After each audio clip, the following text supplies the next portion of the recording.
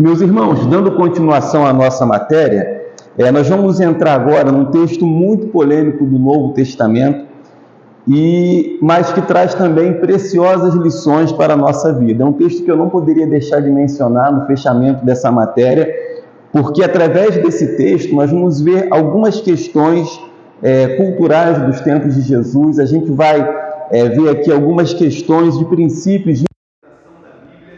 Então esse texto é muito importante para que nós possamos compreender melhor o Novo Testamento, toda a bagagem cultural que envolveu ali aquela igreja do primeiro século, o apóstolo Paulo, que é o escritor aqui da carta que nós vamos ler, a 1 Timóteo, carta de 1 Timóteo, capítulo 2, do verso 8 em diante. Eu vou estar lendo aqui, acompanhe bem a leitura e preste atenção.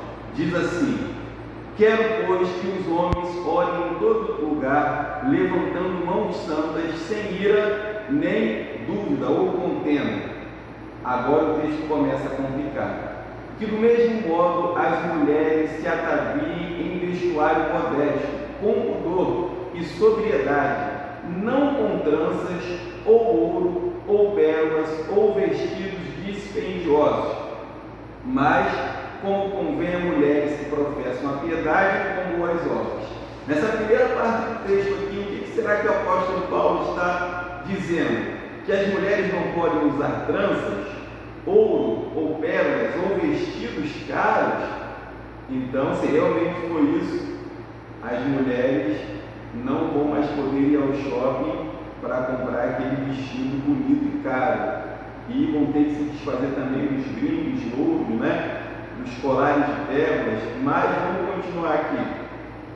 Na continuação diz assim: a mulher aprenda em silêncio com toda a sujeição.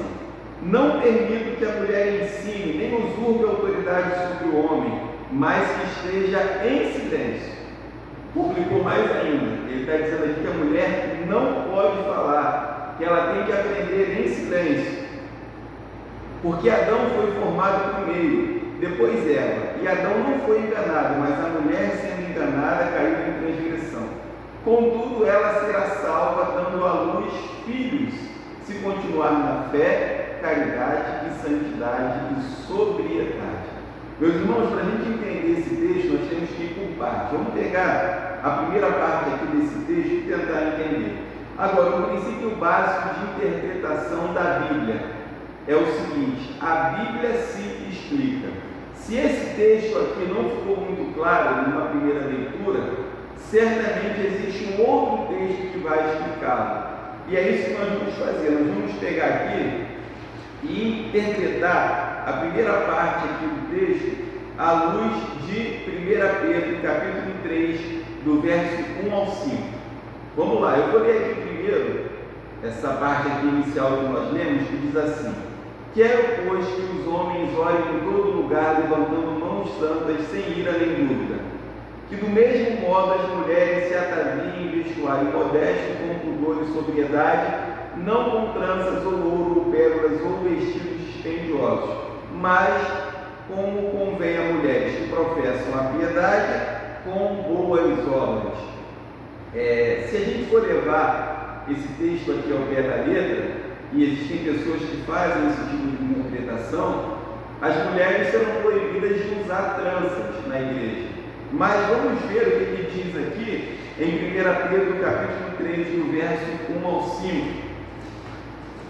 Vocês lembram que quando nós estávamos falando a respeito dos ensinamentos de Jesus na matéria do Novo Testamento, nós falamos a respeito de uma técnica que Jesus usava, que era a hipérbole, o exagero, onde ele diz assim: se teu olho te escandalizar, arranca ele e lança-o longe de ti. Se tua mão escandalizar, corta ela fora.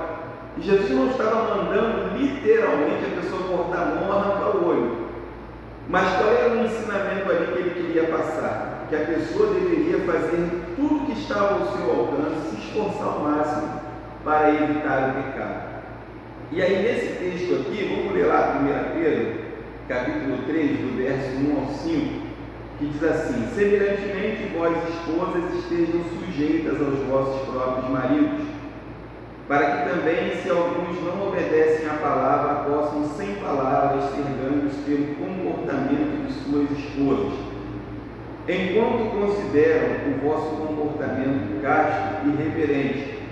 Adorno delas não seja o exterior, nem no entrançamento dos cabelos, no uso de ouro ou uso do vestuário, mas que seja no interior do coração, o qual não se corrompe, e ainda o ornamento de um espírito manso que aos olhos de Deus tem um alto valor. Então, olha o que a Bíblia está dizendo aqui em 1 Pedro. Que a principal beleza da mulher não é que ela não possa usar tranças ou vestidos caros, mas que o principal adorno da mulher não seja exterior. Preste atenção aqui no versículo 3. O adorno delas não seja exterior, no entrançamento do cabelo, no uso de ouro ou no uso do vestuário, mas seja no interior do coração. E aqui no versículo 1 diz assim: semelhantemente vós esposas estejam sujeitas aos vossos maridos, para que também, se algum deles não obedecem à palavra, possam sem palavras ser ganhos pelo comportamento de suas esposas. Então, o que a Bíblia está dizendo aqui, o que a Bíblia está valorizando, é o comportamento e o coração da mulher, num espírito manso e quieto, e que a beleza dela, que uma mulher não seja conhecida pela sua beleza física, mas pela sua beleza interior, que aos olhos de Deus tem grande valor, porque a beleza física acaba, a beleza física passa, como a Bíblia diz que a beleza de uma pessoa é como a flor do campo, que logo murcha e cai, mas a beleza interior não. Essa tem grande valor aos olhos de Deus.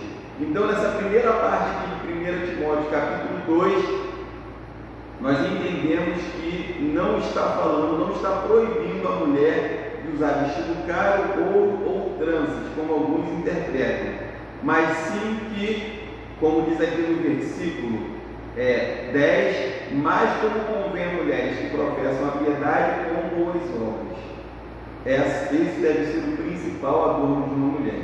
Aí, nós continuamos aqui no versículo 11, aonde diz assim: a mulher aprenda em silêncio com toda a sujeição, mas não permita que a mulher ensine, nem usurpe autoridade sobre o homem, mas esteja em silêncio. O que o apóstolo Paulo está dizendo aqui? Que a mulher não pode falar na igreja, que ela deve estar em silêncio. E quando a gente fala aqui em submissão, sujeição, é importante que a gente compreenda o que significa a palavra submissão, porque é uma palavra que causa muito desconforto e até uma determinada, causa até confusão, no meio evangélico, quando a gente fala de sujeição, submissão. A palavra submissão, sub significa estar embaixo da missão.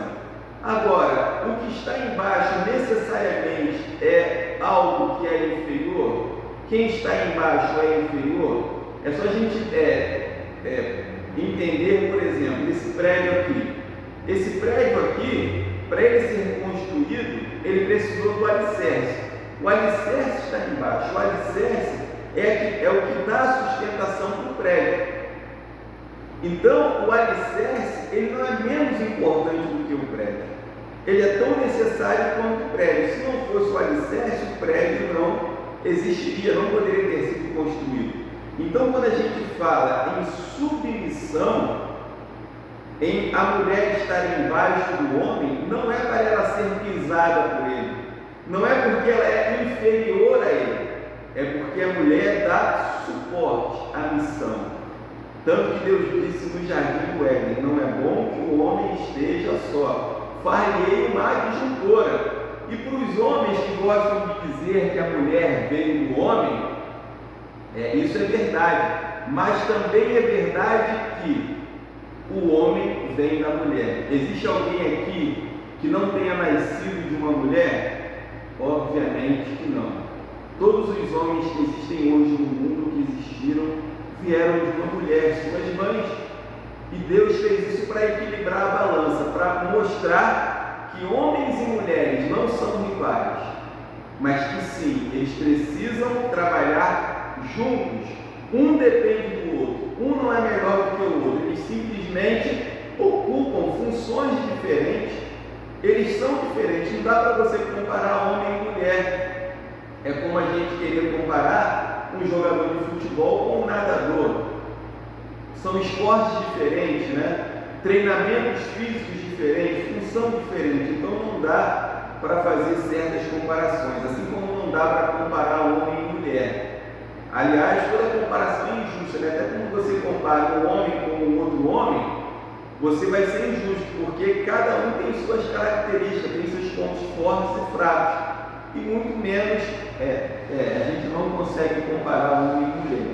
Mas vamos lá, eu queria agora também pegar um outro texto aqui, que é o texto de 1 Coríntios, capítulo 11, do verso 1 ao 10, que vai explicar essa segunda parte aqui do texto de Timóteo. Eu vou estar lendo aqui 1 Coríntios, capítulo 11,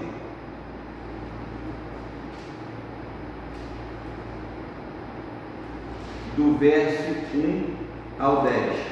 E lembrem-se desse princípio de interpretação da Bíblia, que vocês vão também, no final do curso estudar em hermenêutica. A Bíblia se explica. Se você leu um texto e não entendeu, ou ficou pouco claro, busque em outros textos que vão completar aquele texto que você não entendeu.